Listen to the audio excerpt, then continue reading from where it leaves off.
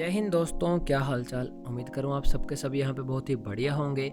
आज की इस वीडियो में हम यहाँ पे कंपैरिजन करने वाले हैं दोस्तों Realme के GT60 स्मार्टफोन का Poco X6 Pro स्मार्टफोन के साथ में। तो कंपैरिजन हम इन दोनों स्मार्टफोन का यहाँ पे स्टार्ट कर लेते हैं सबसे पहले डिस्प्ले के साथ। तो Realme के 60 स्मार्टफोन में दोस्तों हमें देखने को मिलती है यहाँ पे 6.78 इंचज की 1.5 के रेजोल्यूशन की LTPO डिस्प्ले, जो कि 1 to 120 हर्ट्ज के रिफ्रेश रेट के बीच में स्विच कर सकती है दोस्तों। पावर को बचाने के लिए ये डिस्प्ले दोस्तों 5 वोल्ट के साथ यहाँ पे आती है। 120 हर्ट्ज का रिफ्रेश रेट दिया गया है। 1600 निट्स की हाई ब्राइटनेस, 6000 निट्स की पीक ब्राइटनेस दी गई है।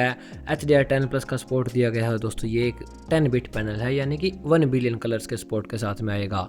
कर्व डिस्प्ले है दोस्तों, आपको प्रीमियमनेस भी फील होगी।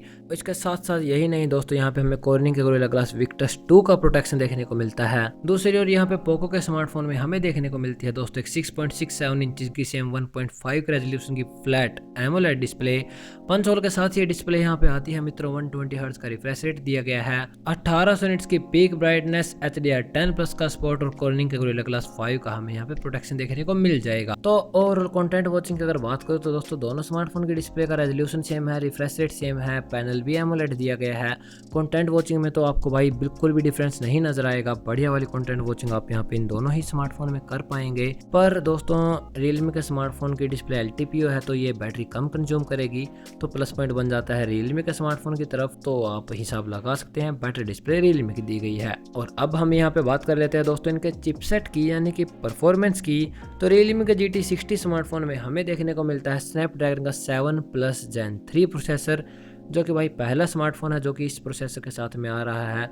4 नैनोमीटर के ऊपर ये बेस्ड है और इसका एंटूटू स्कोर निकल के आता है भाई करीब 14.5 लाख के आसपास। LPDDR5X की यहाँ पे रैम दी गई है दोस्तों, और 128 GB के साथ आपको UFS 3.1 की स्टोरेज, 256 GB स्टोरेज के साथ आपको UFS 4.0 की स्टोरेज मिलेगी। आप इस प्रोसेसर के साथ दोस्तों सब कुछ कर सकते हैं। लो, मीडियम, हाई, अल्ट्रा, 60, 90 सभी सेटिंग्स पर इजीली गेमिंग कर पाएंगे। ऐसा कोई भी टास्क नहीं होगा जो ये स्मार्टफोन का प्रोसेसर हैंडल नहीं कर सकता।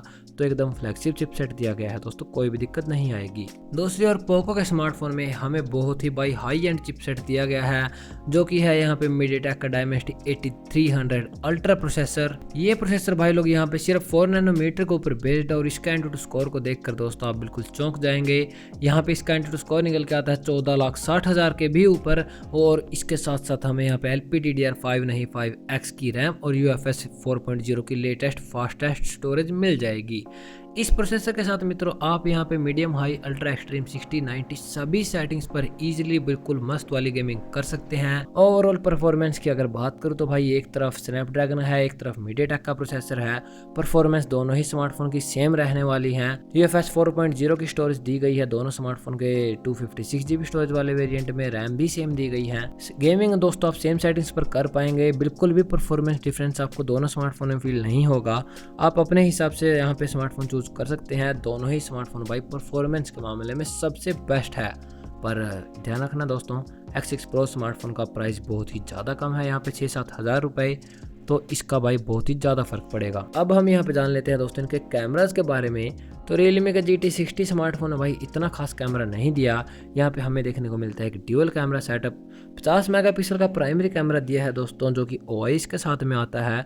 दूसरा कैमरा यहाँ पे बस एक 8 मेगापिक्सल का अल्ट्रा वाइड एंगल कैमरा, और 2 मेगापिक्सल का डेप्थ कैमरा तो भाई इन्होंने देना बंद कर दिया गया है। खैर अच्छी बात है ये तो। दूसरी ओर भाई पोको के स्मार्टफोन में भी हमें यहाँ पे एक ट्रिपल कैमरा सेटअप मिलता है, जो कि बिल्कुल ऐसा ही है। एक 64 मेगापिक्सल का थोड़ा सा हाई रेजोल्यूशन का प्राइमरी कैमरा दिया गया है, और दूसरा कैमरा यहाँ पे एक 8 मेगापिक्सल का अल्ट्रा वाइड एंगल कैमरा दिया है।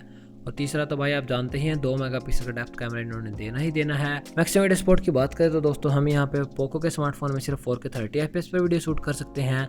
Realme के स्मार्टफोन में 4K 60 FPS पर OIS का सपोर्ट दोनों स्मार्टफोन में दिया गया है। Realme के स्मार्टफोन में 32 मेगापिक्सल का सेल्फी कैमरा, वही 4K 30 FPS के साथ। और पोको में हमें यहाँ पे कैमरा दिया गया है 1080p 60 FPS वीडियो रिकॉर्डिंग के साथ। तो कैमराज वाइज तो मैं बोलूँगा कि भाई यहाँ पे Realme का स्मार्टफोन को एज मिल जाता है, वो ज़्यादा अच्छा परफॉर्म करेगा, तो आप उसके लिए उस स्मार्टफोन को चूज़ कर सकते हैं। और अब हम यहाँ पे बात कर लेते हैं दोस्तों इनके बैटरीज की। तो Realme का GT60 स्मार्टफोन है दोस्तों, हमें यहाँ पे 5500 mAh की बैटरी कैपेसिटी दी गई है, जो कि यहाँ पे बहुत ही फास्ट 120 वोल्ट की सुपर वुक चार्जिंग के साथ आती है। आपका फ़ोन 0 to 100% सिर्फ और सिर्फ यहाँ पे पूरी 35 मिनट्स में चार्ज हो जाएगा। बहुत ही जबरदस्त फास्ट चार्जिंग है भाई, क्या बोलो। दूसरी तरफ पोको के स्मार्टफोन में भी हमें वैसे तो एक 5000 mAh की बैटरी कैपेसिटी दी गई है, पर दोस्तों ये बैटरी यहाँ पे एक 67 वोल्ट की फास्ट चार्जिंग के साथ आती है। आपका फोन 0 to 100% अराउंड 45 मिनट्स में चार्ज हो जाएगा। तो यहाँ पे भाई Realme के GT60 स्मार्टफोन में ज्यादा बैटरी कैपेसिटी दी गई है, 120 वोल्ट की, यानी कि भाई डबल ज्यादा फास्ट चार्जिंग भी दी गई है। तो आपके 20 से 25 मिनट बचेंगे भी फास्ट चार्जिंग में, और यहाँ पे 1-2 घंटा का ज़्यादा बैटरी बैकअप भी मिलेगा। उसके लिए भी आप यहाँ पे Realme के स्मार्टफोन को चूज करिएगा। नेटवर्क एंड कनेक्टिविटी की अगर मैं यहाँ पे बात करूँ तो दोस्तों Realme के GT6 स्मार्टफोन में हमें यहाँ पे सिर्फ 9 5G के बैंड्स, Wi-Fi 6E, Bluetooth 5.4 के साथ यहाँ पे ड्यूल सिम का सपोर्ट दिया गया है। अदर फीचर्स के मामले में Android 14 का सपोर्ट, 3+4 ईयर्स के अपडेट प्रॉमिस किए गए हैं, IP65 की रेटिंग दी गई है, NFC का सपोर्ट भी मिल जाएगा। मल्टीमीडिया के सपोर्ट की बात करें तो दोनों स्मार्टफोन में हमें दोस्तों स्टीरियो स्पीकर्स का सेटअप दिया गया है, पर 3.5mm का ऑडियो जैक दोस्तों किसी भी स्मार्टफोन में नहीं मिलेगा, और सिक्योरिटी के लिए इन डिस्प्ले फिंगरप्रिंट स्कैनर दिया गया है। इनके प्राइसिंग को जानने से पहले हम यहाँ पे जान लेते हैं दोस्तों अब इन दोनों स्मार्टफोन के ओवरऑल डिफरेंसेस को। तो दोस्तों पोको के स्मार्टफोन में हमें यहाँ पे कुछ भी एक्स्ट्रा फीचर नहीं मिलता मैं बोलूँगा।